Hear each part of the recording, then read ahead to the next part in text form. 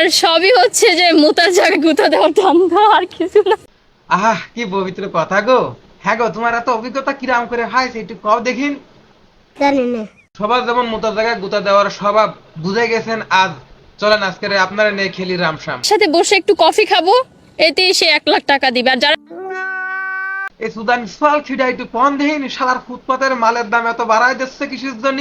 এ মালের দাম যদি এত টাকা হয় তাহলে দামি দামি রেস্টুরেন্ট দামি দামি হোটেলে যেসব মালগুলো থাকে সেসব মালের দাম কিরাম হবে? জানি না।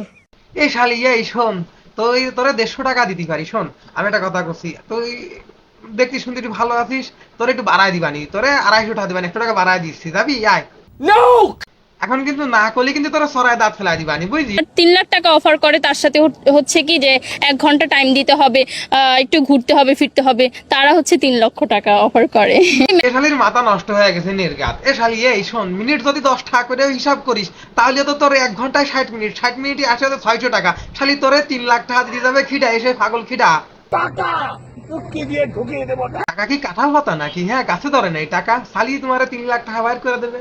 আর যে শালা তোমার 3 লাখ টাকা দিতে চাই সে শালা টুনটুনি নেই, বুঝছো? যদি টুনটুনি থাকতো তাহলে তোমার 3 লাখ টাকার কথা কত না, তোমার একটু ধৈর্য সুসুর দিয়ে ছাইড়ে দেবে, বুঝছো?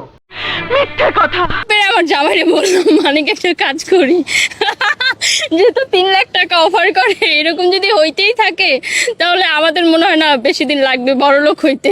তুমি এইভাবে বড়লোক হবা তা কবা না।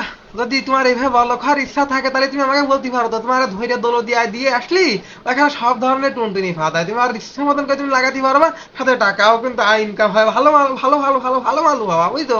খালি টাকা টাকা টাকা টাকাই বাবা, বুঝছো? প্রত্যেকটা ঘরে আমার মনে হয় যে সুন্দর সুন্দর মেয়ে আছে, তাদের প্রতিটা ঘরেই সুন্দর মেয়ে থাকে ঠিক আছে, কিন্তু সব সুন্দর মেয়ে তোমার মতো মুতার টাকা ভাড়া দিয়ে বড়লোক হওয়ার ইচ্ছে তাকে নেই বাপু, বুঝছো? অবশেষে তোমাকে বলে যায় বাপু, শোনো, বাঙালি নারী হয়ে জন্মাইছো, একটু শালীনতা বজায় রাখো। বাংলাদেশের ফল ফলকটার মাথা খাইয়ে এইভাবে লাজ লজ্জা বিহীন থেকো না, বুঝছো?